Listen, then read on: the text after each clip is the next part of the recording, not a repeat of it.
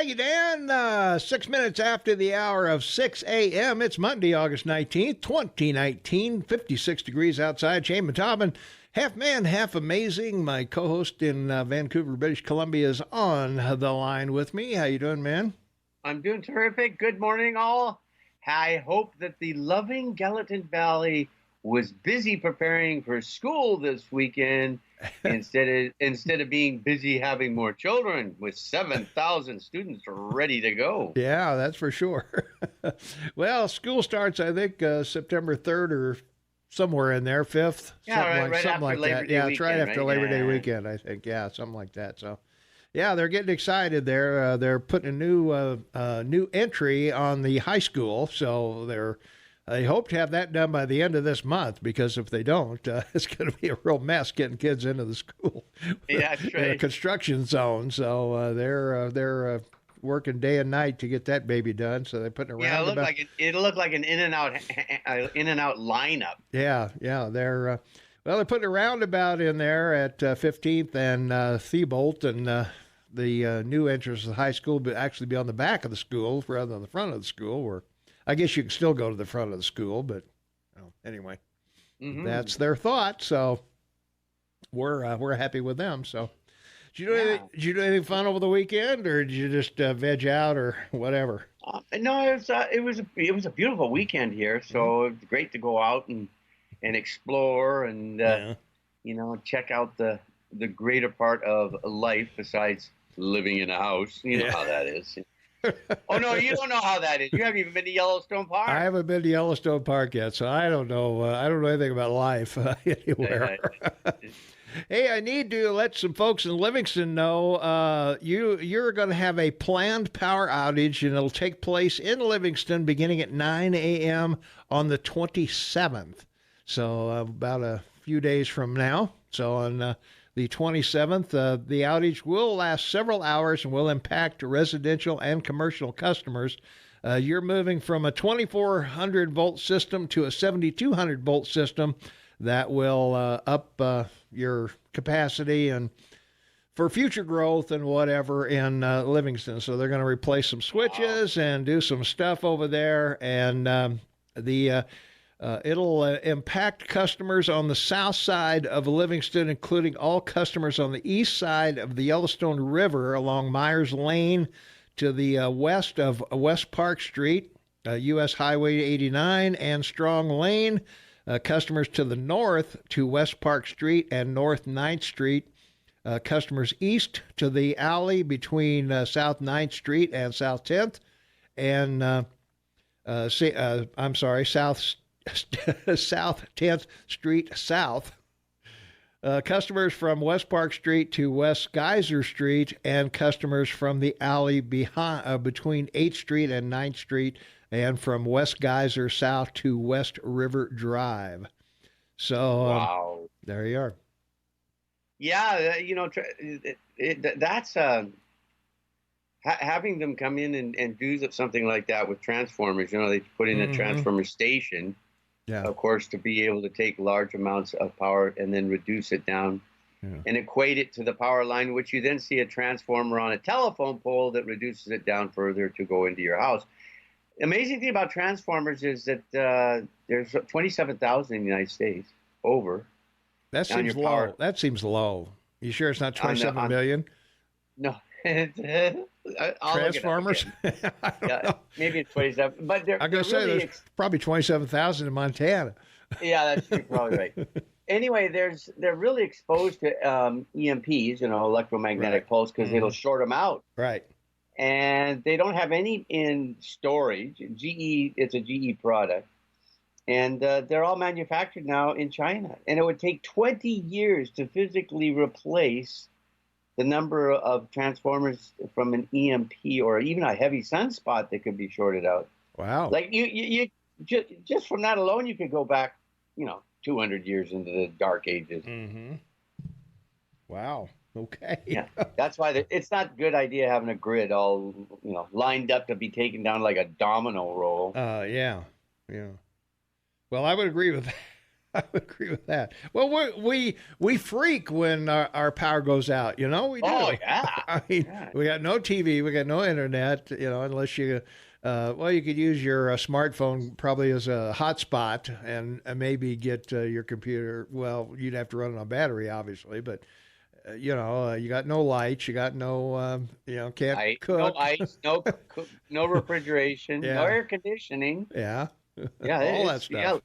Yeah, 17th century life again. Yeah, we kind of go south when that happens. So, well, let's take a look at our Gallatin Valley weather here before we get to the Montana news and agriculture coming up. Today, we're looking for sunny with a high near 87 degrees. Winds will be just normal, old calm winds we always get. And then tonight, it's going to be mostly clear, low around 54.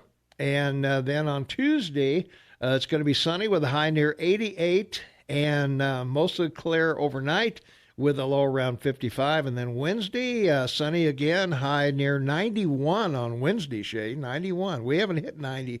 We haven't hit 90s yet, I don't believe. You haven't hit 100, have you? Well, we haven't been close to 100. So, yeah, 91, if we get that, that's going to be, I think, the first time we've hit 90 degrees this summer. So we're wondering what's going on there. So, and let's see, Wednesday night, partly cloudy, low around 57. And then on Thursday, partly sunny with a high near 84. And on Thursday night, we get the first slight chance of showers and thunderstorms before midnight and a low around 52. So it'll be pretty clear night and day, until Thursday. So that should that will keep you going. Looks like a pretty nice week ahead. Well, it should be because it's second to last weekend of summer. Yeah. So we've only got 2 weeks of. Summer before the kids go back to school. Yeah. The kids go back to school. Well, temperatures around the area right now, 51 in Livingston, 50 in Manhattan, 49 in Three Forks. It is 54 degrees and clear in Gallatin Gateway. Ennis is 54. Big Sky is 51. And at the airport in Belgrade, it's 53 degrees right now. We're right at 56 degrees at our lavishly appointed downtown studios in Bozeman, Montana. We're making radio great again for 9 months now and counting. There you go. Yeah. Only us and alive. Only us. That's it. All right. Well, let's see. Shane, on this day in history, guys, we have to, where do we have to start at? We've got to start all the way back here at 1929. And what a time it was. On this day in 1929, Amos and Andy made its network debut on NBC. Two guys, from the, traditional minstrel sort of focus of entertainment. They were on some radio early. And then a fellow at WGN, Sidney Smith, suggested they take on a popular comic strip, the Gumps, rather, not Grumps, but Gumps, the Gumps. Yeah. And so they said, okay. And so they got sort of moving along, and then they proposed they take certain elements from the Grumps, and the new show was Sam and Harry, January 12th, 1926. Mm-hmm. It became so popular in 1927 that Gostin and Corell requested that it be distributed to other stations on a phonograph record. In a chainless chain, then that was the first concept of radio syndication. So they sort of created that as well. Yeah, they did. And WNG rejected that, so they left that radio station, and they announced on January 29th, 1929, that Sam and Harry's shows would continue to air until July 14th, 1928. And then their crowning achievement was Amos and Andy, March 19th, 1929. Anyway, it's an amazing story. They went television, they went radio, they went record, they went all over the country, and was played right up to 2012. It's just incredible. Mm-hmm. Yeah. From our text line, just a reminder, 478-8298, summer ends with the equinox, not when school starts. So, Well, we know summer ends for when you got to go back to school. I'll tell you that. It sure ended for me when I had to sit in the classroom and it's nice outside. Yes. Yeah, that sucked. Yeah, and also spring forward, fall back for the change. Yeah, for your that'll be coming. If we're going to get detailed, we'll have. Yeah, that's going to be coming up in November, I think, this year. So yeah. The other thing that was interesting about Amos and Andy is they were two white guys. Freeman Gosling and Charles Correll were white guys, and and so here they were doing these black accents and black conversations and everything, and nobody thought too much about it. In fact, I don't know if it's true or not, but I read somewhere that movie theaters would have to stop the movie and bring a radio out for the audience so they could listen to Amos and Andy, and then they would go back to the movie. Otherwise, people would not go out to the movie on the nights that Amos and Andy was on the radio. That's true, and of course the reason for that, folks, is that at this time it was still there was still silent pictures. Well, yeah, that's the whole point. So people would rather. I mean, as much as they like the visual context of a movie, but no sound. Yeah. They prefer to listen and seeing nothing, listening to the radio. Yeah. And like Tom said, originally you think that these guys were African American. Yeah. And never be allowed today. I mean, because they'd accuse them of, entertainment blackface. Oh yeah. Well, they'd be adopting culture. They'd be adopting culture. Exactly. So we couldn't have that. So yeah, but Amos and Andy, really a big deal back then. It would be comparable to any first run show today, certainly, or if you want to go back to MASH or Friends or Cheers or any of the big shows that went on forever that people kind of stopped their lives to watch every week. Exactly. So this was a pretty big deal back then because radio was coming into its golden years, so to speak. Bob Hope and Jack Benny and all those came along, of course, after this, and the various soap operas all started. All of those things came along, so it was quite a time. Yeah. All right, we got to take care of ranchers, farmers, truck drivers, cab drivers, anybody who brings you food, booze, or clothing. These guys work hard and need our support. So here's Montana News and Ag. All right, there's no way that button can beat me, man. We got the news and agriculture in there, even though it skipped it. That's right. Learning on the job how to make those corrections. So 25 minutes after the hour of 6 a.m. It's Monday, August 19th, 2019, 56 degrees outside.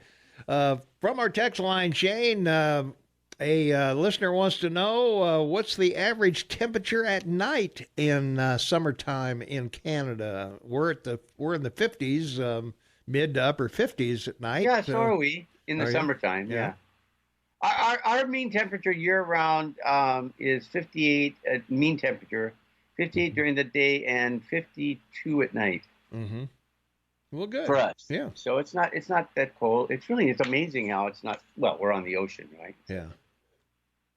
Well, yeah, you are on the ocean, I guess. So the Pacific. So we get the current. Yeah. So you get the northern currents. Yeah. Okay. Well. Okay. Yeah. Works for me. It works for us. The result is we only get 90 days of sun, and the rest is overcast or rainy. Oh well. Okay. There you go. Question from our text line: when does Alex Jones air on Saturday? He airs at 5:00 on Saturday. Well, so if you want to check that out and whatever. You can find the lineups of any of our shows. Just go over to On Air and click on the schedule, and it'll pop up the days of the week. And, of course, you'll see the two of us there at 6 to 9. And Montana Talks are there in Flint. Rush Limbaugh, Sean Hannity, Mark Levin, Voices of Montana, Ben Shapiro, and Coast to Coast every weekday. So there you go. It's just that simple. That's simple, baby. What could be easier than doing that? not changing the dial. Oh, well, that's true, too. That'd be the easiest thing to do. The Surgeon General has said touching electronic appliances may be hazardous to your health. So that's right. Leave them where they are. Leave them where they're tuned to, right? Including your phone. Yeah. Well, on this date, 1960, a tribunal in Moscow, that would be in Russia, I believe, convicted American U-2 pilot Francis Gary Powers of espionage. The U-2 pilot was shot down and captured. Yeah, he was originally in the Air Force, discharged in 1956 at the rank of captain, joined the CIA. The U-2 program was pretty much new. They call it a civilian grade. Interesting thing was that they developed state-of-the-art cameras. So that was the big thing at that time, just before just around the 1960s. And this would, the interesting thing about the mission was it was the first attempt to fly all the way across the Soviet Union. Oh, look, that's a big idea of the CIA. Yeah. But it was worth the gamble. So the route was planned. Anyway, he got shot down, of course. He was shot down by an S-75. Which is kind of amazing because they flew at like 50,000 feet or something like that. 75,000 feet. Did they? Well, I don't even know if you could even see the plane, let alone shoot it down. There was in the stratosphere. I mean, oh my God. I was going to say, take a wrong turn, you're at the moon. That's right. He could have been famous. That's right. That could have been the first one. They shot him down with an S-75 Divina. I say that because it was like one of the first surface-to-air missiles that Russia had. Yeah. Well, and also moving on into the future, it was where they saw the bases being created on Cuba for the Cuban Missile Crisis. Also came from that technology. So. All right, we got to duck out of here. We got Montana State News next. We got Fox News. We got Brooke Foster weather. We've got Credit Karma, but no Noxatril. So, hey, oh my. What could be better than that? We'll be right back with more Morning Soapbox with Tom and Shane right after this. Got to turn the sound up if you want to be heard on News Radio AM 1450 KMMS in Bozeman. I was looking to see if some changes I made took place, and they did. So, anyway, we're back. Yes, indeed. Despite your cards, letters, and phone calls, we're back. So. Well, let's see. From our text line, tell us the new WMD is hackers. Don't tell the tourists that Bozeman has as many sunny days as St. Augustine. All right. I promise I won't tell them that. I won't say a word. Won't say a word about that. I won't say anything about that. Well, let's see. Shay, we were going through some of the things here. 1976, President Gerald R. Ford won the Republican presidential nomination at the party's national convention in Kansas City and lost. I know. How amazing is that? But came back to be president, the only unelected vice president and president in history. In Harold, yeah. It's amazing stuff. I mean, your history can be so remarkable. And, it was Reagan that, he was competing with, and then anyway, long story short, we know the history of it. Ford lost to Carter when he decided to run for president after replacing Nixon, and then he couldn't defeat Reagan, and then Reagan went on to be elected. Yeah, it's amazing, isn't it? Yeah, quite a time back then. So. The amazing thing is that the election that he ran to become president, he loses when having not been. I mean, that's wow. He wasn't elected vice president or president, but can't win to get voted for president. I was going to say, if the people have to vote for you, you're not going to make it. Whole different story. Yeah. Well, the fact that falling down every time he turned around probably had something to do with him losing. I don't know. That's right. And the fact that he pardoned Nixon, I think a lot of people didn't like that, yeah. Well, 1977, comedian Groucho Marx died at the age of 86. We were talking about Amos and Andy earlier, and of course Groucho Marx was in that same early talkies. He and his brothers, the Marx brothers, went on to big fame and fortune in movies, and he did a few game shows, whatever. Oh, yeah. Him and his brothers made 13 feature films, 6 of which were silent. Yeah. and they were huge. I mean, they made huge money. Yeah. And the television game show, You Bet Your Life, was big. And then the $64,000 question, of course. Yeah. Everyone remembers that. And they were great musicians, too. Harpo played the harp, and one of the other guys, a great piano player and whatever. I don't remember Groucho being proficient with an instrument as his two brothers were, but he didn't have to be, I guess so. And Harpo famously said when a fellow refused or threw them out of a theater that he hoped the theater would burn down, and overnight it did, and he never spoke another word. Okay. True story. All right. Well, if you say so. 1994 on this date, President Bill Clinton halted the nation's 3-decade open-door policy for Cuban refugees. Yeah, it's sort of interesting because, it goes along with what we're talking about right now about immigration. And, this was a policy that had been set up by Reagan, when he became president back in 1980. And a year into his presidency, Fidel Castro decided to empty his prisons, right, because of the embargo. Right. And started sending all the criminals from Cuba, literally, which is where your president gets his idea that immigrants are all, thieves, crooks, and criminals. Right. Anyway, they had this landed policy that if you made land shore in the United States, you could get in. Right. And then Clinton stopped it.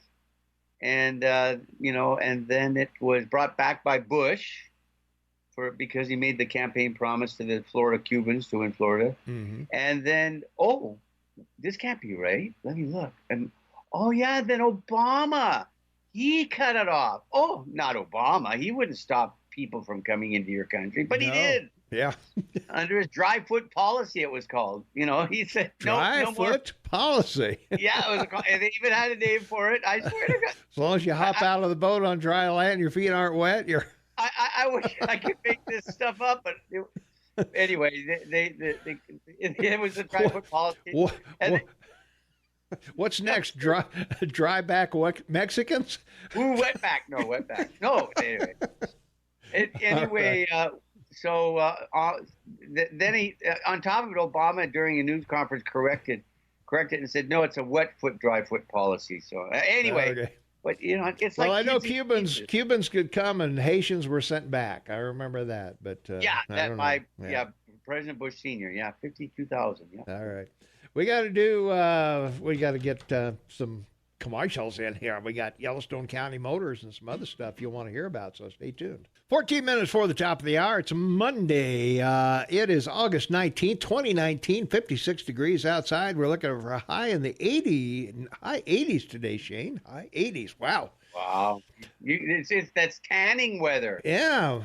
Get out there and get a little going on. So, on this date, 1996, a judge sentenced former Arkansas Governor Jim Guy Tucker to 4 years probation for his Watergate crimes.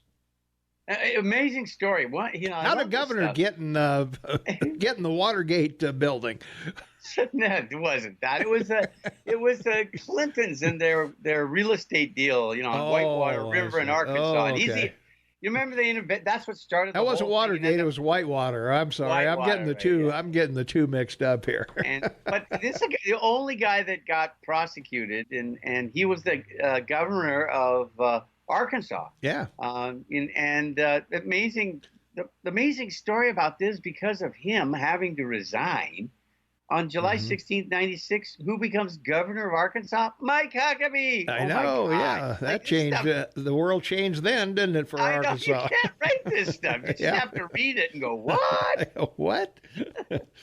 Well, on this date in 2004, the internet search engine Google went public. That's right. And, of course, we all know they, went public as Alphabet. Yep. And, it's a pretty remarkable company considering what people are having to deal with. But, it's got an amazing history. It's started in the original company started back in 98, but Alphabet was founded in 2015 to go public. Yeah. And, it's worldwide, not 100,000 employees. $136 billion in revenue. Oh, wow. So there you go. They figured out how to monetize that game fast. Mm-hmm. Yeah, they did. Coming up the 7 o'clock hour, a lot of people have been talking about this testimony between Ted Cruz and the former editor of Psychology Today. And it's about a 6-minute interview, and I'm going to play it at the top of the hour so you can get ready for that if you like. And Shane, you're going to have to be extremely quiet because it's going to be on the same channel you're on. So you can't cough or comment or sneeze or, rattle papers or whatever. You mean I can't ask Ted Cruz a question? Well, afterwards, after it's over. You can't. Okay. All right. But we'll be we're going to be doing that at 7 o'clock hour. Been meaning to do it for a few days, but people have been calling about it. People have seen it on the internet and on YouTube, and so since we're talking about Google today, I thought it'd be a good time to air it, and we'll get to that in the 7 o'clock hour first thing. On this date in 2005, a Texas jury found pharmaceutical giant Merck and company liable for the death of a man who'd once taken the once popular painkiller Vioxx. Well, yeah, and the incredible thing about it is that when you look at these situations that we try to keep up with, because they are sort of important, Merck is a major corporation. I mean, it's a pharmaceutical company, been around since it was founded in 128 years ago, or it's an old company. Right. It's set in New Jersey, where its home is, but revenue for last year $43 billion. Oh yeah, big bucks. And they a number of employees 70,000. And they develop medication, and they spend about $15 billion a year for development of new medications, and over $17 billion a year in marketing. Yeah. They have more salesmen in North America than there are doctors. It's incredible. Mm-hmm. Yeah. All right, we got to take another quick break here, and we'll be right back with more right after this. 5 minutes before the top of the hour, a little money for you there. It's get your juices flowing this morning. Monday, August 19th, 2019, 56 degrees outside. Looking for a high in the 80s today. We're pretty excited. We're going to have some nice temperatures out there today. So, yeah, pretty good. So, all right, 4 minutes before the top of the hour. I want to remind you, we're at 1,343 downloads, Shane, of our shows. 1,343 downloads of our show. We'll easily hit 1,400 this month before it's over. So we're excited about that. Shows that somebody likes us. Somebody likes them. Yeah. That's 210 shows, 211 shows, actually, that's going on. So... let's see. Let's go over to see what the texters have to say.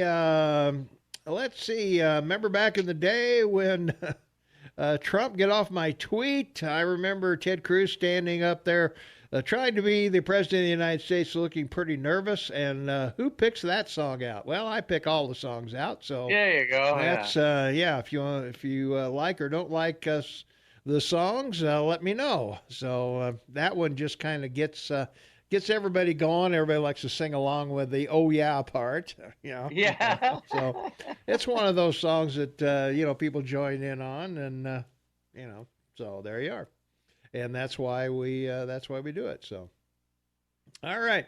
Hey, don't forget you can use our message app, our app chat, to chat with us as well as our text line, and it's even easier. You just if you're listening to us on your smartphone, right next to the listen button is the app chat, so you can send us a thought right off your smartphone anytime you want to talk to us, or you can give us a text at 406-478-8298,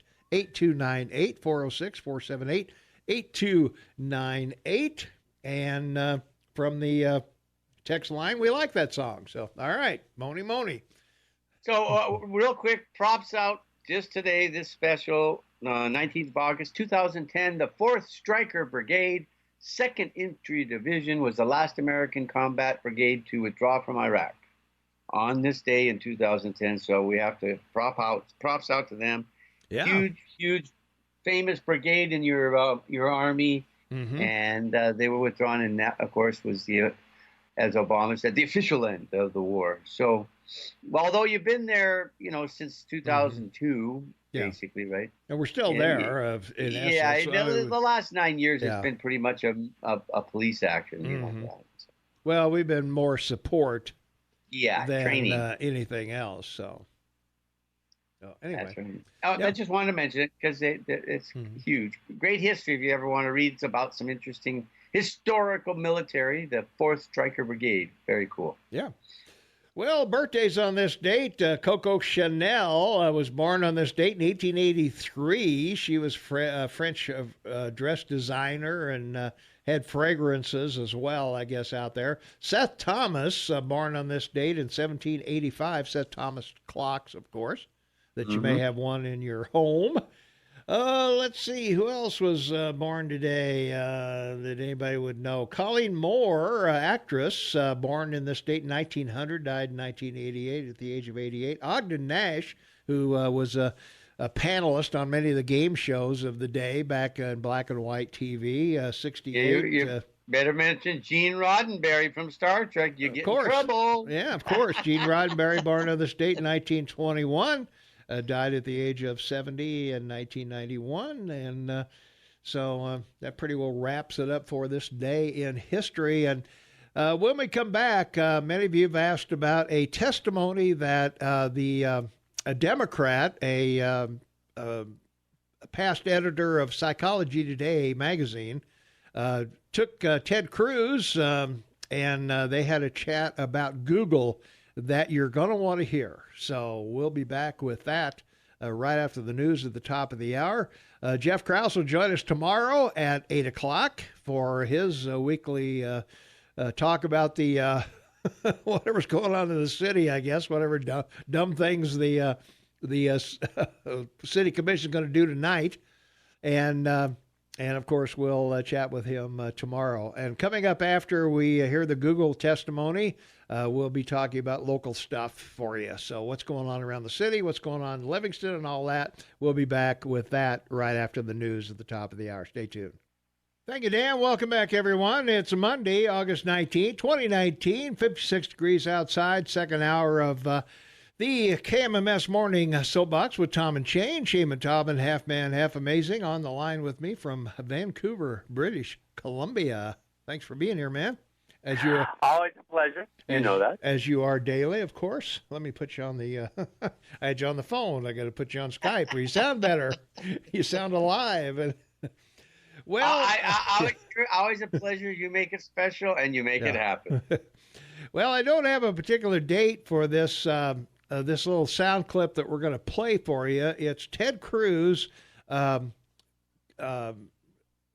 cross-examining or asking questions of Robert Epstein, no relation to the one who just died in prison. So, well, I don't know. They might be related. But anyway, it's not the same guy because he's dead. So, but anyway, Robert Epstein's the former editor of Psychology Today. And has an insight into how your brain works, how you're influenced in voting and all of that stuff. So Ted Cruz is talking to him about Google influencing the vote. So here is Robert Epstein and Ted Cruz. As I understand your background, you're not a Republican and nor are you a conservative. Is that accurate? That would be an understatement. And indeed, you're the former editor-in-chief of Psychology Today. Correct. So you're a respected academic. You testified before this committee that Google's manipulation of votes gave at least 2.6 million additional votes to Hillary Clinton in the year 2016. Is that correct? That's correct. And I want to make sure I understand. You personally supported and voted for Hillary Clinton. I was a very strong public supporter of Hillary Clinton, yes. So you're not dismayed that people voted for her, but your testimony is that Google is, through bias in search results, manipulating voters in a way they're not aware of. On a massive scale. And what I'm saying is that I believe in democracy. I believe in the free and fair election. more than I have any kind of allegiance to a candidate or a party. And looking forward, if I understood your testimony correctly, you said in subsequent elections, Google and Facebook and Twitter and big text manipulation could manipulate as many as 15 million votes in a subsequent election? In 2020, if all these companies are supporting the same candidate, there are 15 million votes on the line that can be shifted without people's knowledge and without leaving a paper trail for authorities to trace. Now, you described the Go Vote reminder, and you said it wasn't a public service announcement, but rather manipulation. Can you explain how? I'm not sure everyone followed the details of that. Well, sure. If on Election Day in 2016, if Mark Zuckerberg, for example, had chosen to send out a Go Vote reminder, say just to Democrats, and no one would have known if he had done this, that would have given that day an additional at least 450,000 votes to Democrats. And we know this without doubt because of Facebook's own published data, because they did an experiment that they didn't tell anyone about during the 2010 election. They published it in 2012. It had 60 million Facebook users involved. They sent out a Go Vote reminder, and they got something like 360,000 more people to get off their sofas and go vote who otherwise would have stayed home. The point is, I don't think that Mr. Zuckerberg sent out that reminder in 2016. I think he was overconfident. I think Google was overconfident. All these companies were. I don't think he sent that out. Without monitoring systems in place, we'll never know what these companies are doing. But the point is, in 2018, I'm sure they were more aggressive. We have lots of data to support that. And in 2020, you can bet that all of these companies are going to go all out. And the methods that they're using are invisible. They're subliminal. They're more powerful than most any effects I've ever seen in the behavioral sciences. And I've been in the behavioral sciences for almost 40 years. You know, our Democratic colleagues on this committee often talk about what they view as the pernicious effect of big money and big corporate dollars. What you are testifying to is that a handful of Silicon Valley billionaires and giant corporations are able to spend millions of dollars, if not billions of dollars collectively, massively influencing the results of elections. And there's no accountability. You said, we don't know. We have no way of knowing if Google or Facebook or Twitter sends it to Democrats or Republicans, or how they bias it, because it's a black box with no transparency or accountability whatsoever. I mean, am I understanding you correctly? Senator, with respect, I must correct you. Please. If Mark Zuckerberg chooses to send out a Go Vote reminder just to Democrats on Election Day, that doesn't cost him a dime. Fair enough. Do you happen to know who the Hillary Clinton campaign's #1 financial supporter was in the year 2016? I think I do, but please remind me. The #1 financial supporter of the Hillary Clinton campaign in the 2016 election was the parent company of Google, Alphabet, who was our first witness. They were her #1 financial donor, and your testimony is, through their deceptive search methods, they moved 2.6 million votes in her direction. I would think anybody, whether or not you favor one candidate or another, should be deeply dismayed about a handful of Silicon Valley billionaires having that much power over our elections to silently and deceptively shift vote outcomes. Again, with respect, I must correct you. The 2.6 million is a rock bottom minimum. The range is between 2.6 and 10.4 million, depending on how aggressively they used the techniques that I've been studying now for 6.5 years. Wow. Could you say that again, please? The 2.6 million is a rock bottom minimum. The range is between 2.6 and 10.4 million votes, depending on how aggressive they were in using the techniques that I've been studying, such as the search engine manipulation effect, the search suggestion effect, the answer bot effect, and a number of others. They control these, and no one can counteract them. These are not competitive. These are tools that they have at their disposal exclusively. If any headline comes out of this hearing, that should be it. All right, that's the soundbite, and pretty interesting. I thought. What do you think, Shane? Yeah, it was pretty cool. I'm glad I had the AM/FM app on my computer on, so I could hear it. Yeah. So look, the bottom line is there's going to be three major people interfering with the election, like supposedly Russia did in 2016, and that's Google, China, and Facebook. They're all going to interfere in your election. And that's part of what Trump and his campaign have to overcome as well. Mm-hmm. Yeah. We talked about GoTV, get out the vote in 2016, and look how close it was. 100,000. Mm-hmm. I mean, that's like the Gore Bush election in 2000, the Kennedy Nixon election in 1960. So the numbers are so small. The predicate is how do you mobilize the undecided, that 33 to 34% in the middle that haven't decided or don't get up and vote. Mm-hmm. Yeah. From our text line, 478-8298, people believe some kook. Well, he's not a kook. He's a past editor of Psychology Today. I wouldn't say he's a kook, and he's a Democrat. Who said Google and Facebook influenced votes without proof, but Russia didn't. With Mueller's report proving they did. Well, I don't think Mueller's report proved anything about Russian collusion with the election or anything else. No, and there was no real reference in his report about the involvement of Google or even Facebook in the election. Mm-hmm. He didn't really look at it, so no, I don't know where that's coming from. Yeah. Well, that's the thing, and I think he's a little off in what he said is that they're able to manipulate votes without people knowing.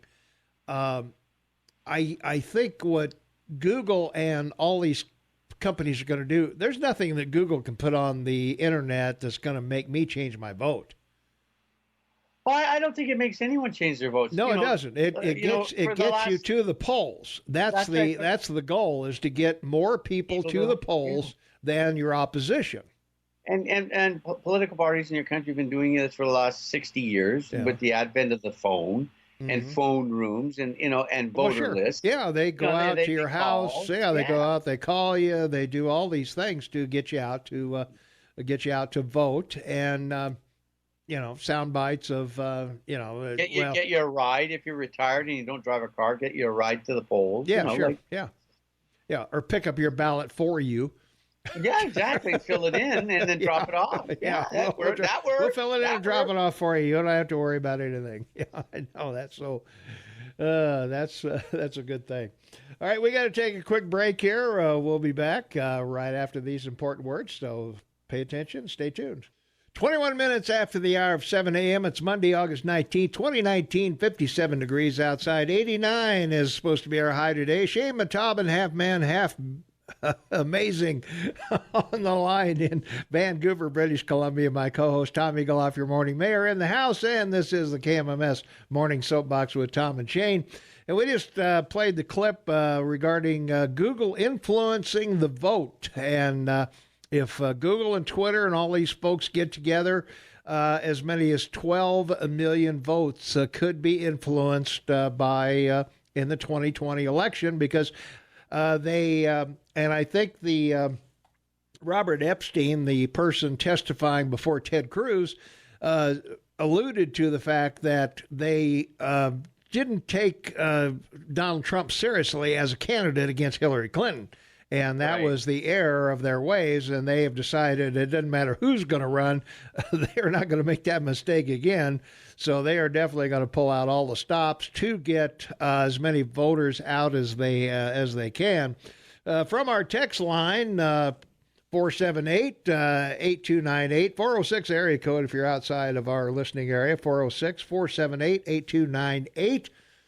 and the Dems bitch about Russia. Well, this is a lot more plausible than the Russians influencing the the election with a few well-placed Facebook ads or something like that. I don't think they changed anybody's vote, but Google and all these other people getting people out to vote, and as we've talked about many times, Shane, the idea of a campaign is to get your candidate to waste their votes, and that's what they did with Hillary Clinton.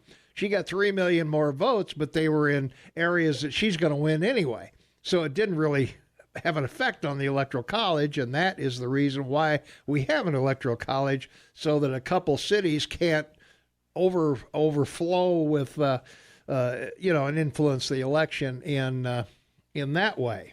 So, well, we should talk someday about the Electoral College and how it protects the minorities in your country. Mm-hmm. I just want to bring up one thing because it was sort of discussed on Friday, and I want to clarify it. Sure. There is a National Voter Registration Act in your country. It was enacted in 1993. It's known as the NVRA or Motor Voter Act. And it was set up to enhance voting opportunities for every American. The act has made it easier for all Americans to register to vote and to maintain their registration, which they can do while they get at the motor vehicles registration driver's license. Mm-hmm. Now, the other thing that was brought up that has to be mentioned is the Ninth Circuit on a three-panel decision did decide about this issue back in 2000, I believe it was 12. And they upheld a law in Arizona in regards to voter ID. And they didn't specify that you had to show voter ID, but they did decide that having a voter ID does not prohibit or interfere with minorities voting.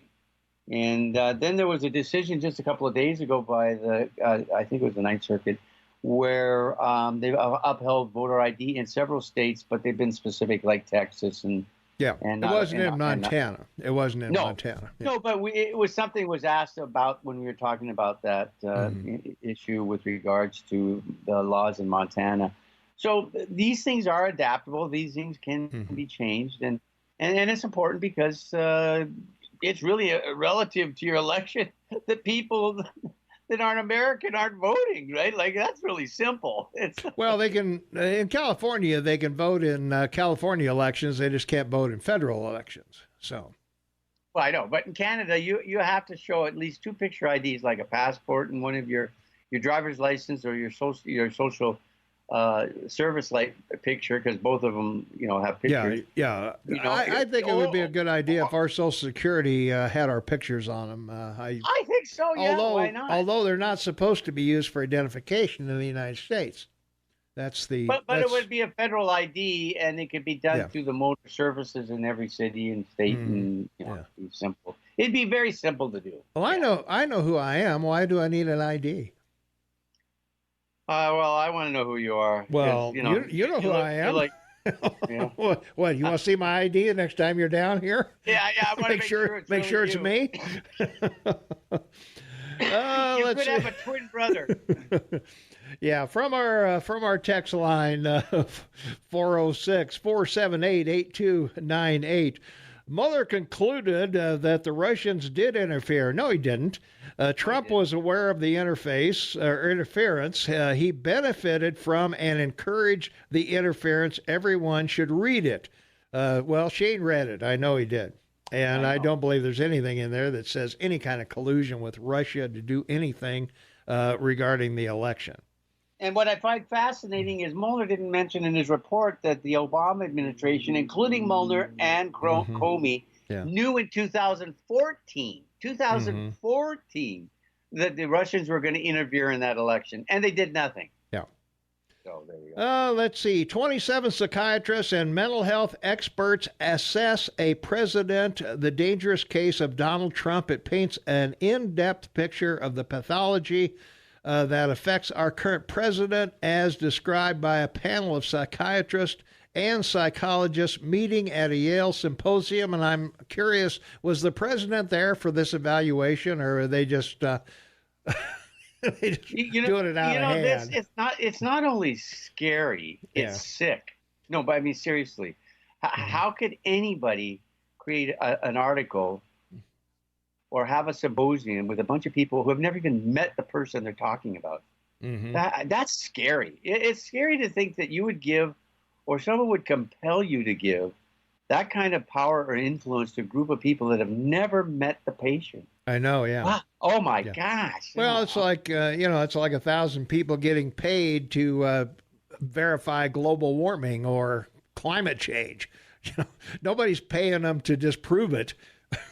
Yeah, it's like people putting together the hit list every day for drone strikes to Obama so he could decide who would die every day. That's, that's scary stuff. Sure, yeah. From our text line, 406-478-8298, the literal definition of democratic is relating to or supporting democracy or its principles. By this definition, the Democrat Party is anything but democratic. Example is the way the left uses the media to incessantly bash Trump. The left consistently presents one side of an issue only. Please, let's stop calling them the Democratic Party. It's about to hurt. Well, I've said that many times. They should not be called the Democratic Party. They should be called the Democrat Party, because no. Democrats are not called Democrats. Sorry, buddy. It's got to go viral. Demolition Party. Well, they want to demolish everything. That too. All right. We got to pay some bills here. We got to do all kinds of things here this morning. We've got Montana State News, Fox News, weekday weather, and all of that coming up. So stay tuned, and we'll be back with more local stuff right after the news. 23 minutes for the top of the hour. We've had a caller patiently waiting on the phone. Let's go there. 522-TALK is the number. Caller, you are on the Morning Soapbox with Tom and Shane. What's up? Good morning, A.W. here. Hey, W, how you doing? Oh, I'm doing great. I think that's great that I get to talk to our Canadian friend there for a little bit while you're paying bills. Well, that's true. Yeah. I got to do that. I guess I shouldn't say we're paying bills. We're actually sending out invoices. Yeah. But we were talking about the events in Portland, Oregon today or Saturday. The president came out and said that he's thinking about actually putting Antifa on the domestic terrorism. Notating them as a domestic terrorist organization.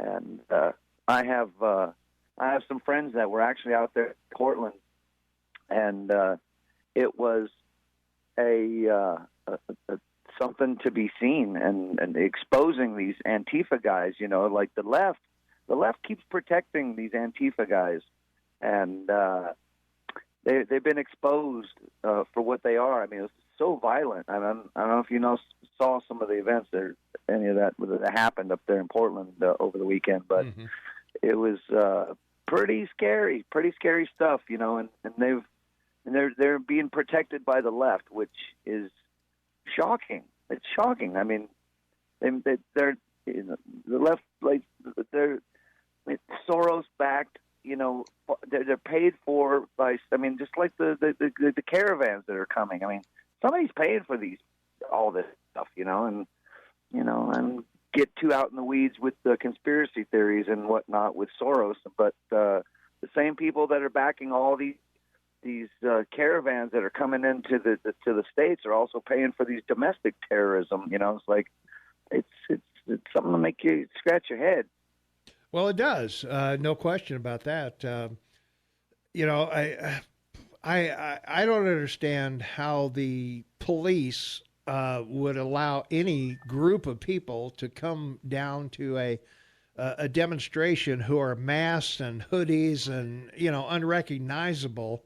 If you want to protest, I'm under the impression that if I'm going to protest something, I am going to stand my ground and let people know who I am and how I feel and all that. I'm not going to hide. Yeah. I remember like when Trump was elected and the aftermath and the mail in D.C., but I think in D.C. it's illegal to actually wear a mask. You cannot do that in D.C. And, yeah, I know there's certain areas that have gone to great lengths to say, no, you're not going to come here and do that. So, I think that's the first way to get rid of them if you don't want them there. The police chief in Berkeley, California, you remember what happened with Milo Yiannopoulos and all that? Mm-hmm. Yeah. They, after that whole thing happened, the Berkeley police chief actually said, no more masks. Mm-hmm. And all of a sudden it's quiet as a mouse up there. Yeah. Well, I would agree on that one. Hey. And we need the same thing in these other cities as well.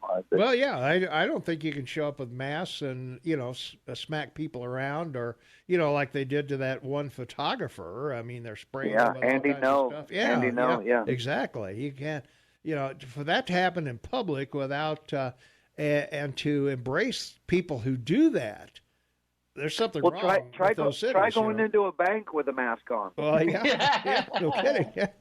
Well, I'd agree with that. So, but yeah, but it's. I'm glad that President Trump is speaking to the fact that they're going to start looking at making them a terrorist, designate them as a terrorist organization. It makes sense to me. Well, if they all showed up with MAGA hats on, we'd be saying the same thing. You can't go out there and beat people up like that. Come on. But that's correct. That's the difference. So, hey, thanks for the call, AJ. I appreciate it. Or AW. I'm sorry, AW. Yeah. AJ is my dog's name. Sorry about that. Rough. I'm old and confused. All right, man. Thanks a lot. I appreciate it. Thanks for listening. All right. We got to take a quick break. We'll be right back. 14 minutes for the top of the hour, Monday, August 19th, 2019. And we have a caller waiting on the line. So let's go to the phones, 406-522-TALK. 406-522-8255. Caller, you are on the Morning Soapbox with Tom and Shane. What's up? Good morning, Tom and Shane. This is Jack, and I have some material, I guess you might say.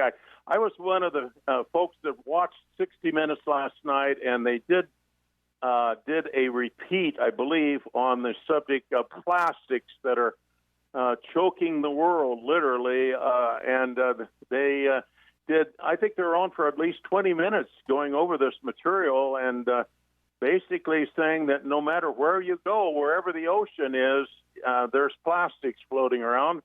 And I looked at that and thought to myself, my God, they can solve this problem. If they don't, we're going to be in deep doo-doo, and the doo-doo would be plastic. So did you see that piece on 60 Minutes? Or? I did not, but I have seen where there are places where you can almost walk across the water on the plastic. There's so much of it. Well, the point is they went to Midway Island, and Shane and I were talking. That's halfway between Japan and the U.S. of A. And that's out in the middle of nowhere. I mean, it's and here it was, plastic everywhere. I mean, they showed underwater. They showed, of course, on the island, and showed Jack, you're killing me. What's the solution? Come on, buddy. You're killing me here. What is it? Okay. So, now, I watched last night. I watched big ships that had. It looked to me like big cubes of this stuff that they were carrying somewhere.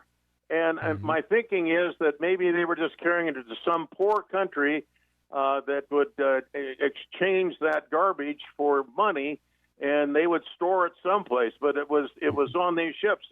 So here's my solution. Over in the South China Sea, China has reclaimed islands that were submerged. They were underwater islands that you find around in the Pacific in different places. I have no idea where the others are, but I'm sure there are. They've created some too. They've made some man-made islands there as well. Okay, so this is leading up to my solution here. With these cubes of plastic, and that includes every plastic, whatever. But I'm assuming, of course, that these cubes are pretty tight, like you would find out in a hay field when you wind that hay up really tight, and that sucker. Okay, so why not use those cubes, to build our own islands someplace, wherever strategically they could be placed, and build them up. You could actually call them like a Lego islands or something if they were made with these things. Absolutely, of course. They could be interlocked or placed in any way, shape, or form. But this is material that could be used to gather up all of the material around that's in that shape in cubes, and you could basically build an island from that. Now, I've looked around here, and they've got recycling programs. Oh, boy, recycling. To me, that merely means moving to another location. You grab it up here and take it over there. Yeah. What do they do with the material? That was never answered on this 60-minute program last night. They're telling how this young fellow had an idea of gathering this stuff from the ocean, and it was basically skimmers like they used with oil. Yeah. And, okay, they got it all bunched together like in a corral, and I'm thinking to myself, okay, you got it. What are you going to do with it?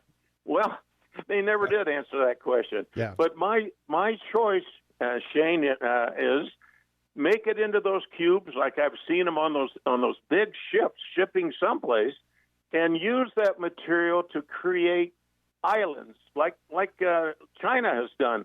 You solve two problems. You create land, so to speak, strategic land preferably, and you get rid of a lot of plastic in so doing.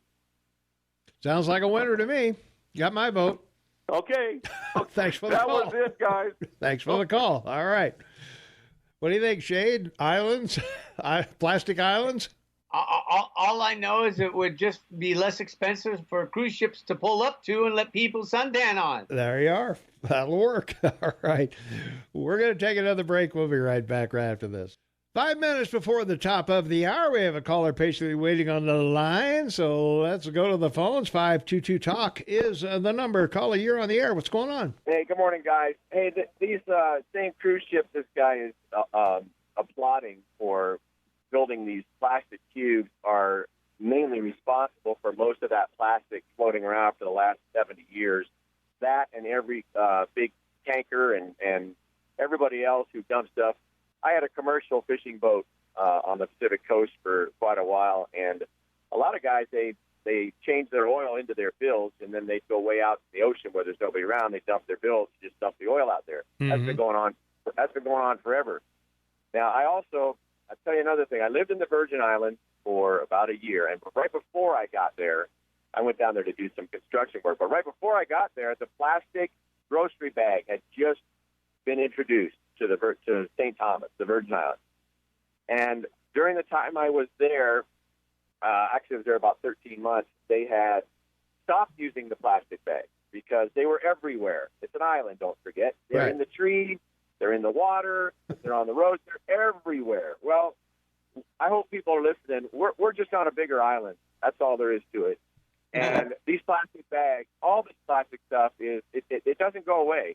It's convenient, and we're going to convene ourselves into, oblivion because it's not going to go away. I mean, I'm a pretty conservative guy, but I just think that bringing your own bags to the grocery store, you'd be surprised what that does because, like I say, we're just on a bigger island.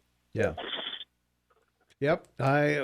Pretty much. Yeah, we're 3/4. Well, actually, we're on a huge island, I guess, when you think about it. Well, I say those cruise ships used to dump everything overboard. Oh yeah. Everything. Yeah. Sure. Out in the middle of nowhere. There's fish food. It's fish food. Yeah, we'll throw. We'll feed them. That's good for them. Right. Between that and the oil tankers and all the commercial ships, even the military vessels from most countries, they don't take their stuff back and recycle it. They just dump it overboard. Yeah. I mean, how else do we think those big islands of plastic have started? Have been created? Yeah. Well, it's certainly becoming a more and more serious problem all the time, and that's for sure. I don't know if reusing. One of my first jobs out of before the military, I worked at a glass works where we made glass bottles, obviously. Wow. So, is it? We used to recycle milk bottles, I don't know, and soda bottles, and now everything's plastic. I'm not sure that there's a way to. I mean, it would be such a monumental, to try to clean all that plastic up in the ocean. I mean, that would be a worldwide effort. Every I think we lost him, Thomas. Every ship out there would have to be involved in that. Yeah. And where do you put it? I mean, you're not going to build an island out of plastic cubes. Sorry. Well. I mean that I don't see that happening. But I don't know where you're going to put it all because the amount is. Yeah, the amount would make an island as big as the U.S. or China. Yeah. So I don't know what they're going to do with it, but yeah, we're not a very smart bunch of people, and I think as time goes on, and I mean, lots of time, but we're going to take care of ourselves here pretty soon. Sure. No question about it, man. Thanks for the call. All right, appreciate it. All right. Let's see. Well, let's go back to our text line. Let's see. Steve-O says, so a Democrat, socialist, and pathological liar all walk into a bar. Problem is they're the same person. Steve also says, who the heck wants to live, work, or do anything on an island of garbage? But on the inside, maybe at least the property taxes would be a lot better than they are in Bozeman. I don't know. We'll have to see about that. So what vegetation grows in plastic? That's another one there. And I can't believe Babel put out a less annoying ad. Maybe they got lots of complaints. Okay. And we got some longer ones, but too long to put right now. We'll catch up with those on the other side of the hour. And we're still going to try to get to local stuff here if we can. Yeah. We got some of that going on. So we'll try and cover that when we come back. Oh, what a morning. It's Monday. Holy mackerel. It'd be Monday. Yeah, we'll be back. 6 minutes after the hour of 8 o'clock. It is Monday, August 19th, 2019, 63 degrees outside. We're looking for a high in the high 80s today. Should be pretty nice. Lots of sunshine. We got a caller waiting on the line. Shane's been waterboarding him or her. So we'll be chatting with them right now. 522-TALK is the number, 522-8255. Call you on the Morning Soapbox with Tom and Shane. What's up? You were looking for a solution to the Great Pacific Gyre. Yes.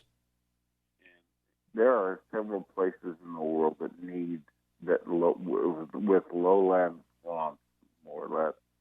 The Netherlands, Bangladesh, that need that island idea very desperately. All right. So that's not a bad idea. The first thing you do is you stop adding to it by enacting recycling. The policies that we had in the 60s and the 70s, which were no plastic bottles and put a return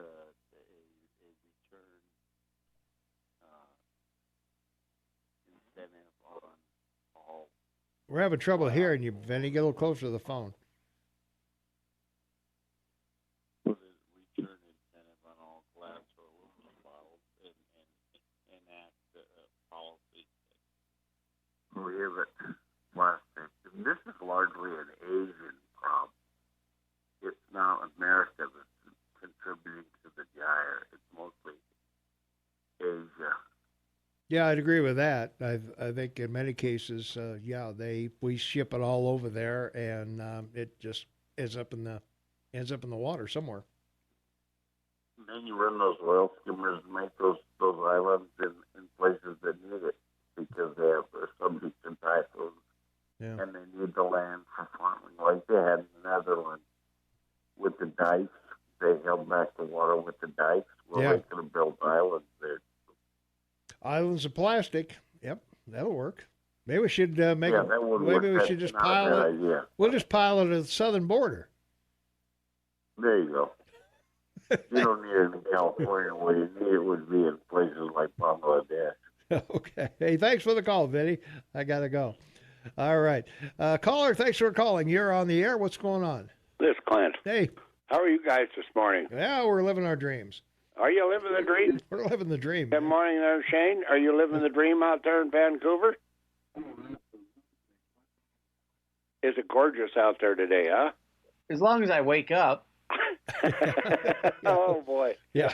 Well, I called about two things today. First of all, Tom, you've been in the China Sea, undoubtedly. I have. And so have I, and I've been to Midway. Have you been there?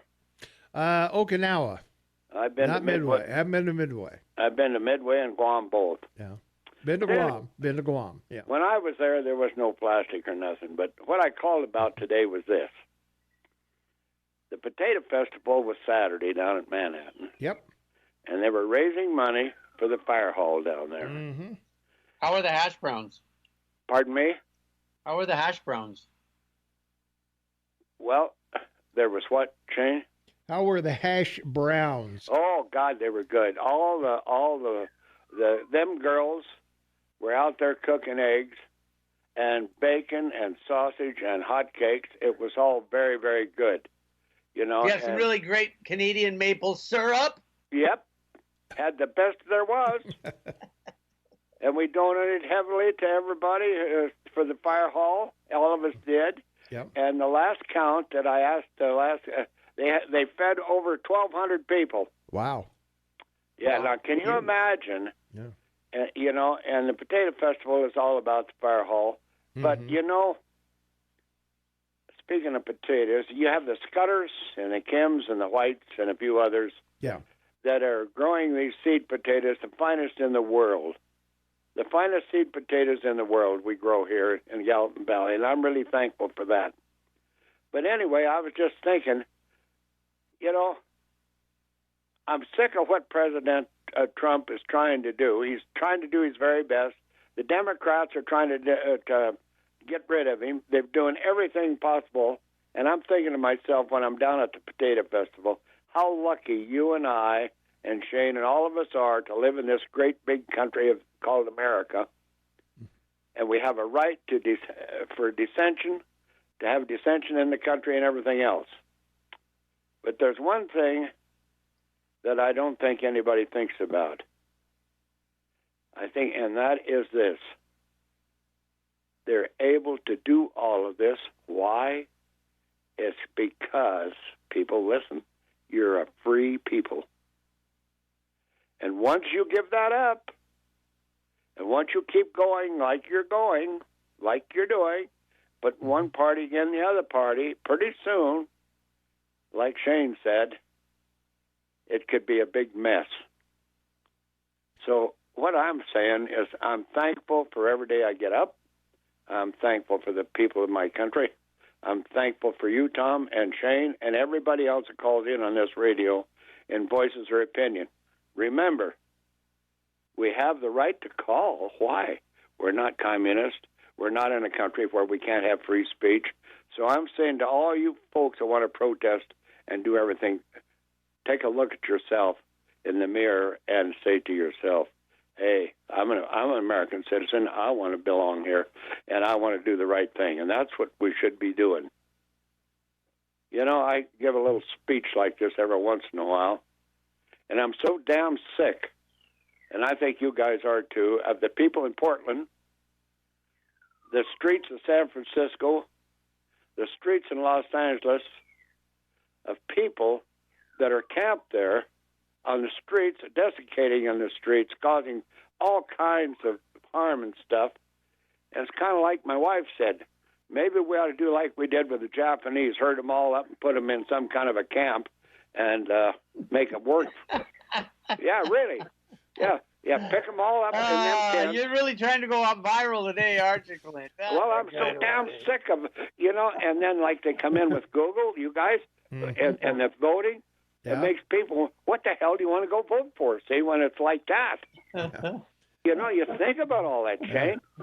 Don't you think about that, Tom? Oh, sure. I like the idea of people in camps sorting plastic. I like that idea. Well, hey, that's a hell of a good idea. Thanks for letting the phones up for us, Clint. We really, really appreciate it. Hey, we ought to, let's get all those guys down there and ship all the plastic bags down there to this big camp we're going to make.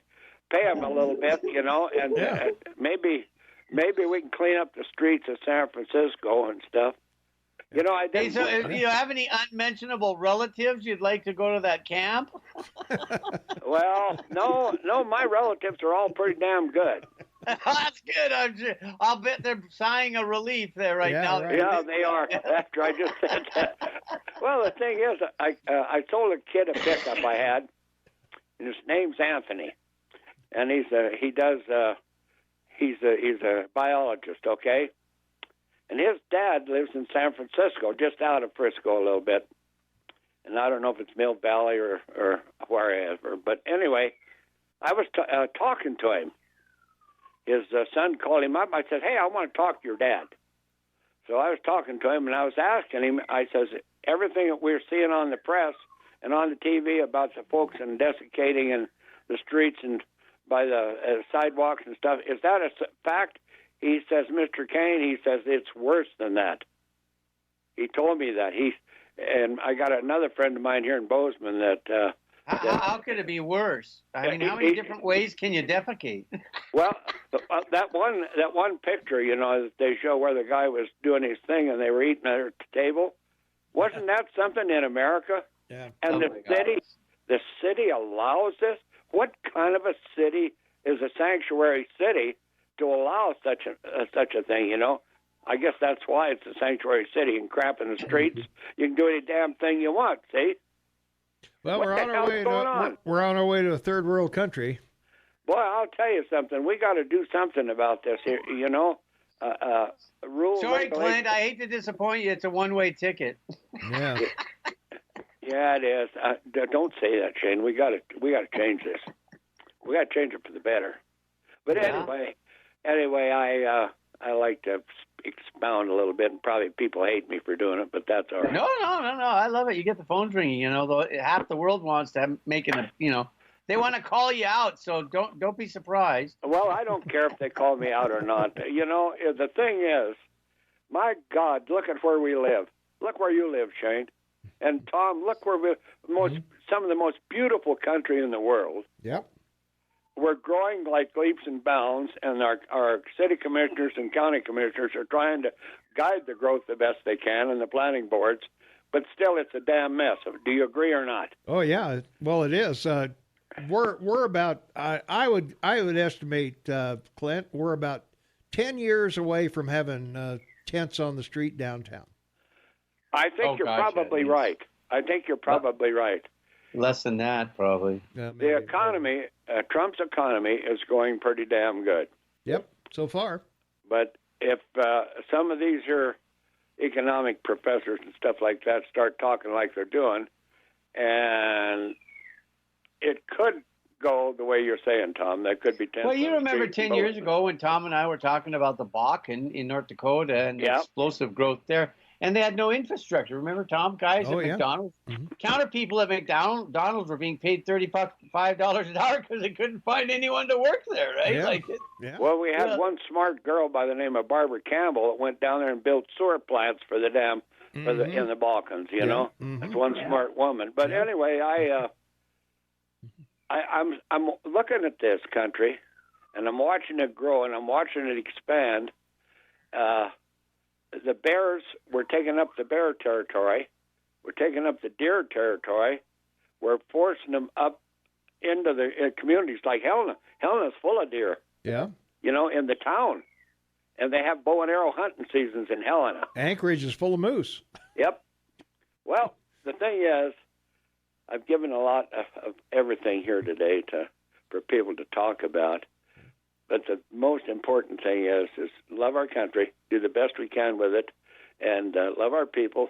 Give them a hug now and then, make them feel better. And God bless this country. That's all I got to say. All right, man. Thanks for the call. All right, we got to take a quick break. We'll be right back. 21 minutes after the hour of 8 a.m. Got to remind the folks over in Livingston on the August 27th, you're going to have a planned power outage at 9 a.m. and the could last for several hours, and it will impact residential and commercial customers over there. So if you have a business over in Livingston and it relies on computers, you need to make sure you've got some receipts that you could write orders and things down on as well. And also, I would strongly suggest that you make sure that all your employees know how to make change. because the computer is not going to be there to tell them how to make change. So, you may have a little class on how to make change for, your younger employees. But anyway, Northwestern Energy, they're going to be upgrading the capacity of the electrical system.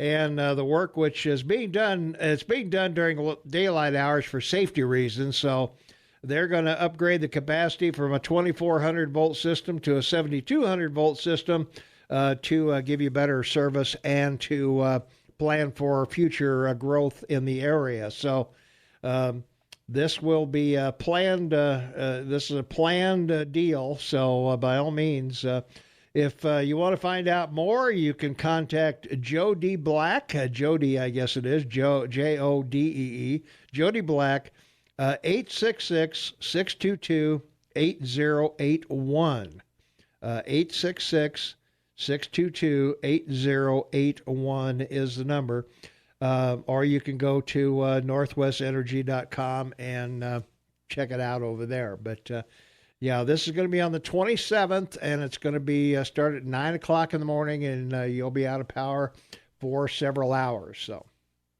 I just wanted to comment as a safety feature to this that you might want to call Northwest and find out if you need a power bar now, because if you're going from, what did you say, 1,000 to 5,000?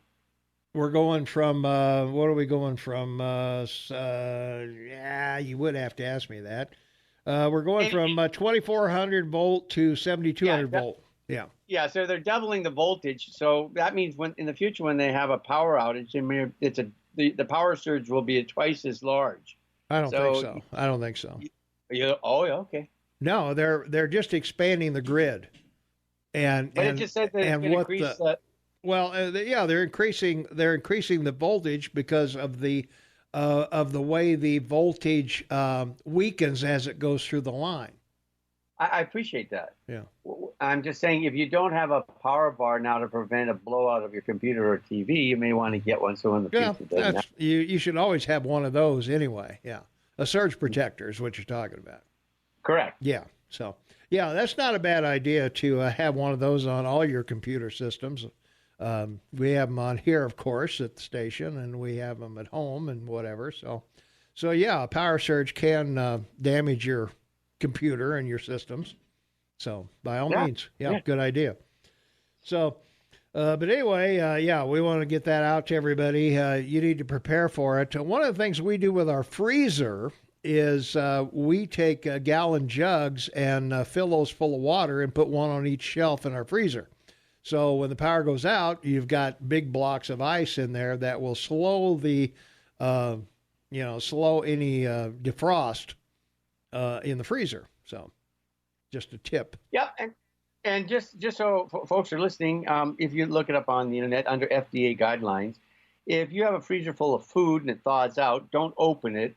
It can be refrozen within 24 hours. Yeah. So.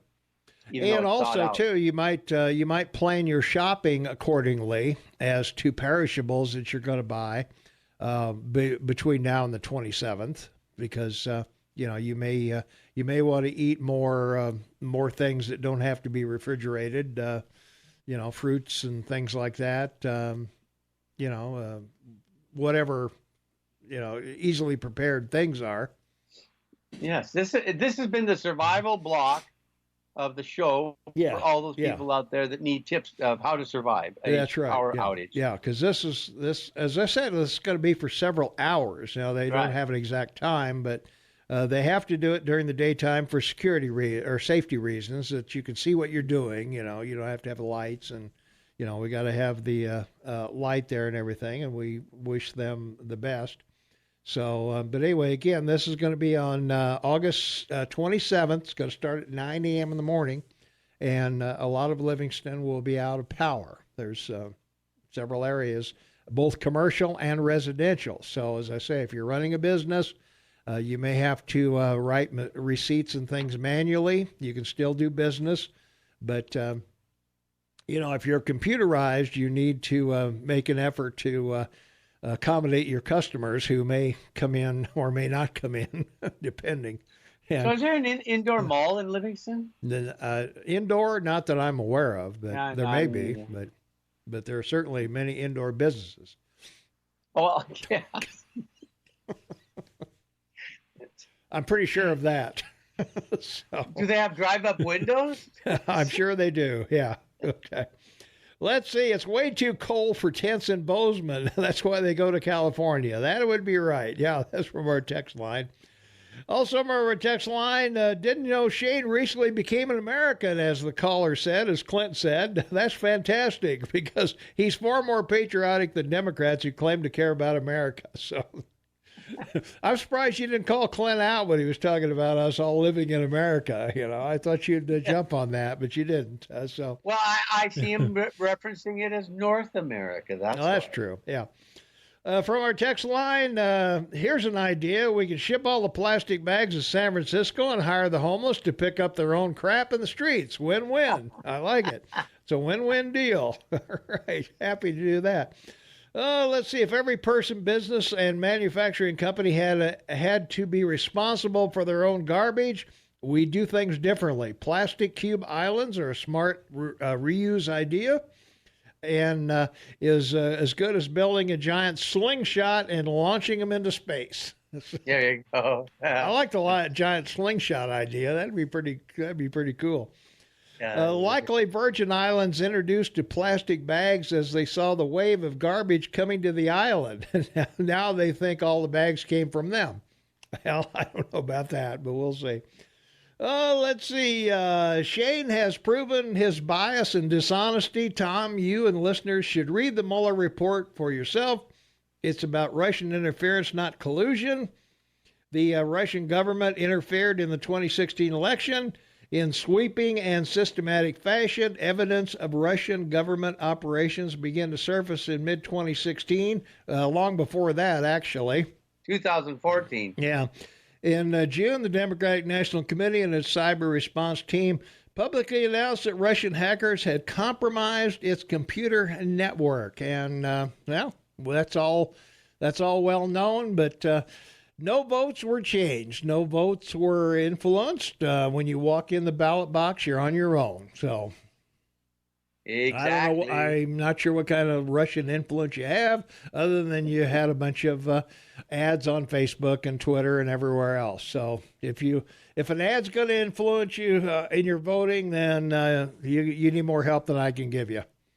Well, that guy doesn't even believe in facts or the truth. All right. We'll be back right after this.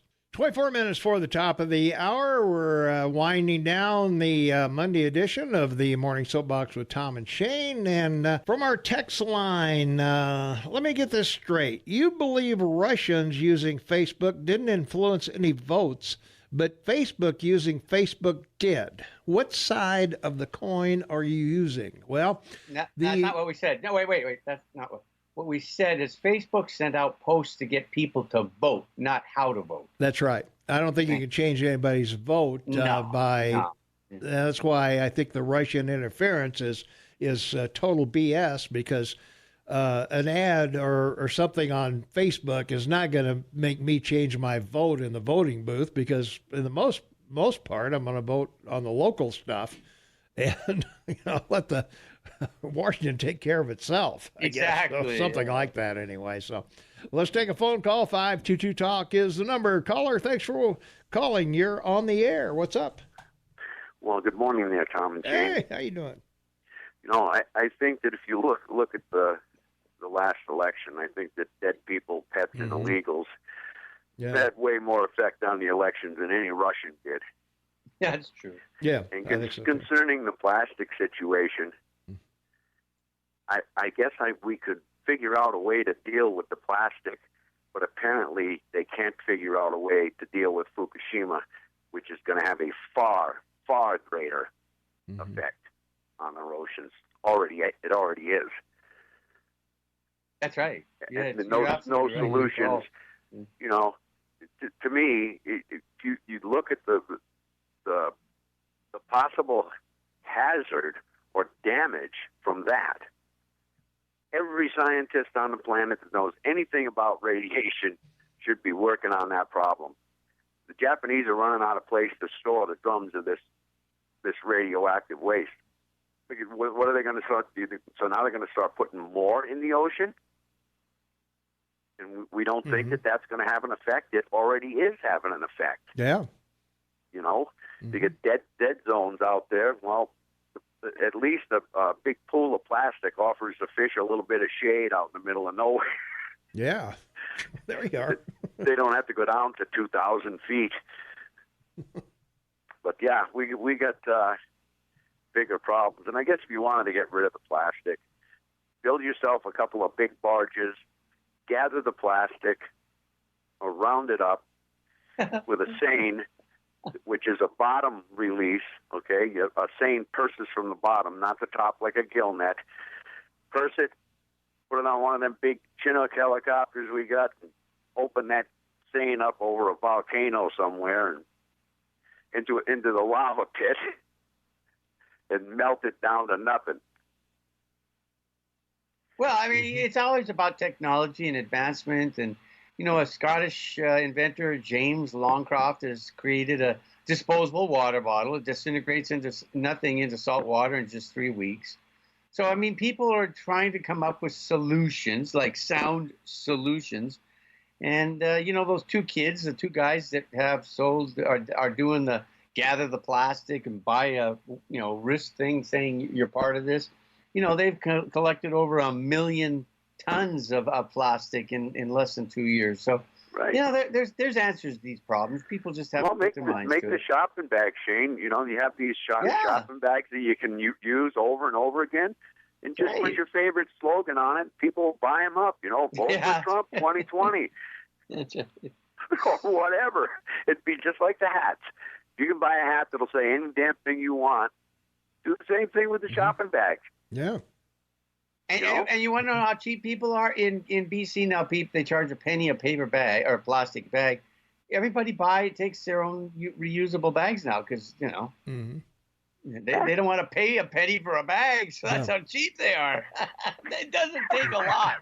It does not take a lot to get people to change their habits. Well, the only downside with the you bringing your own bags is the contamination of the bag.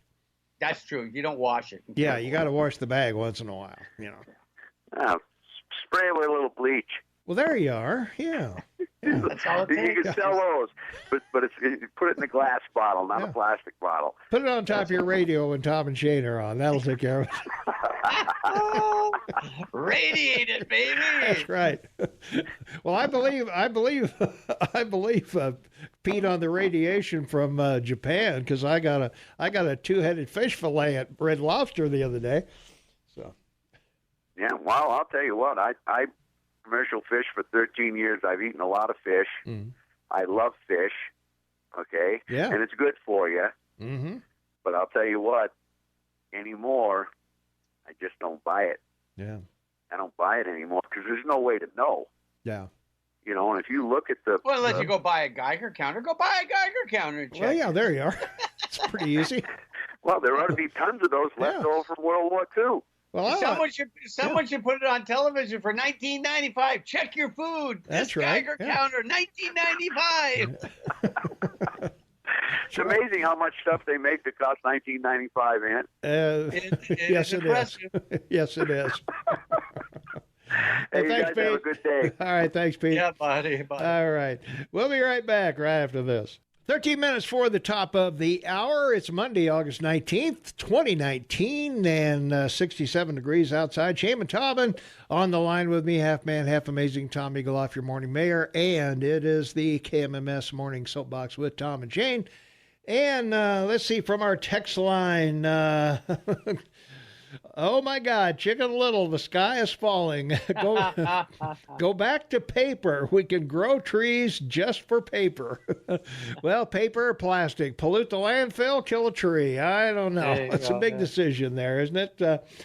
Let's see. If you believe Russia Facebook trolls posting memes have no effect on the election, I have a bridge to sell you. And if Facebook memes don't influence voters, why do so many people post them? Why Russia used social media to get Trump elected? It works. Well, I don't know. It seemed like Hillary got a hell of a lot more votes than Trump did. So help me out. I'm waiting for someone to, send in a message saying it influenced me. I voted for. Yeah, I changed my vote. I was going to vote for.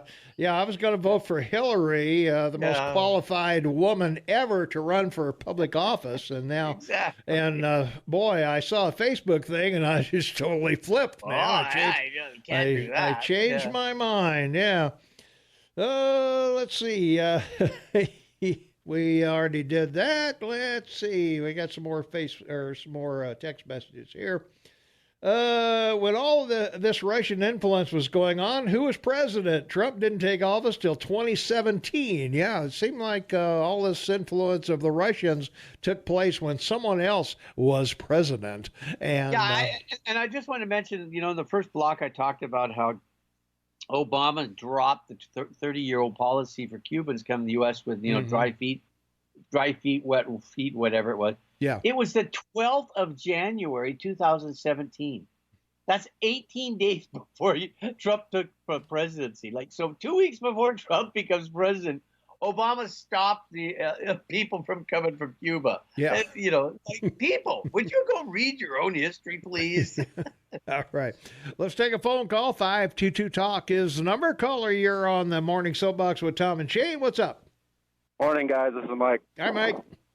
Hey, I want to make a correction about what I said last week about Medicare. Okay. So, is what it is if you turn 65 after next year, you will not be able to get plans C and F, and F is the most popular plan with over 54% of the people getting F. I don't know what that is because I'm on Medicare.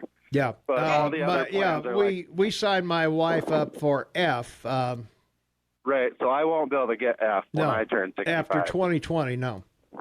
So what's the average Social Security payment for someone 65 or older in your country? $1,200. Is it $1,200 a month? Yeah, somewhere in that neighborhood. Yeah. Yeah. Yeah, it's based on your obviously your income. If you made more, you make more. Okay, but I thought after 65 there was a minimum they paid. Well, there is. Yeah, there's a minimum. I want to say it's around 17, 18, something like that. I'm not sure. Yeah, $1,800, right? A month. Yeah. So you can survive.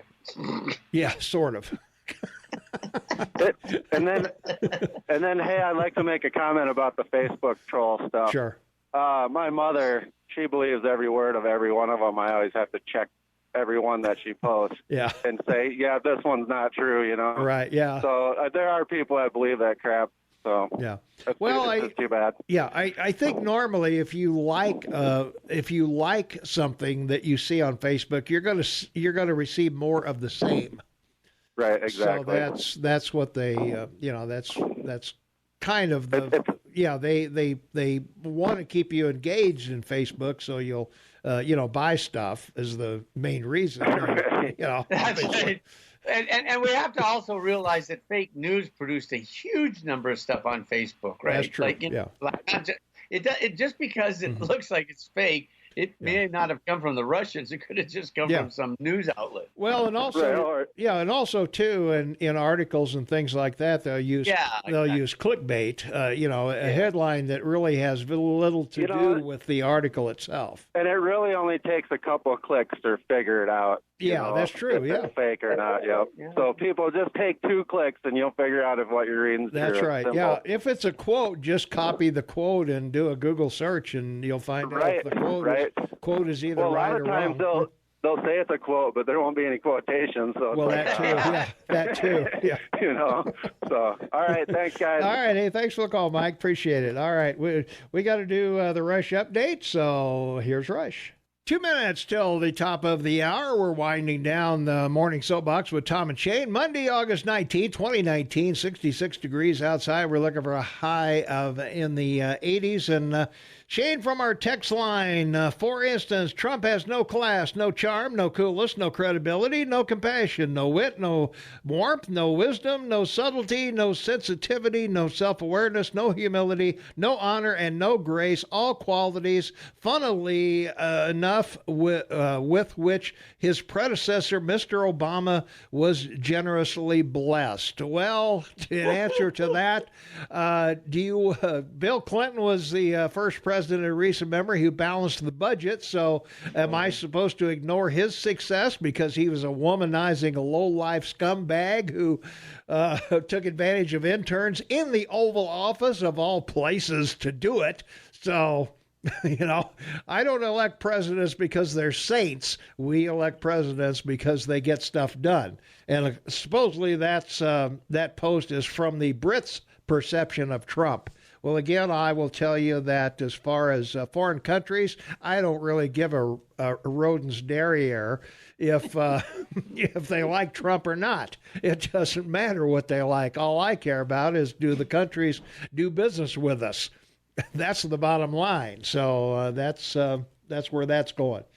Chris, the volunteer fireman, was on the phone concerned about getting rid of plastic bags. He said Wyoming would really be upset because Wyoming's state bird is a plastic bag on a barbed wire fence. Oh, okay. Well, good for him. All right. Oh, gosh. Well, real quick, Facebook ads don't change votes. Why did the party spend over $500 million on ads to change people's minds? They didn't change people's minds. That's not the object. The object is to get them out and vote. So they're not changing anybody's mind. They didn't change anybody from Hillary's mind to vote for Trump. They changed their mind to go out and vote rather than sit home. So elections are not won by Democrats or Republicans. They are independents who are influenced by millions of dollars attack and Russians. I don't know. We'll have to talk more about that tomorrow. All right, Mayor. Thanks, Shane. All right, we'll be back tomorrow, 6 a.m.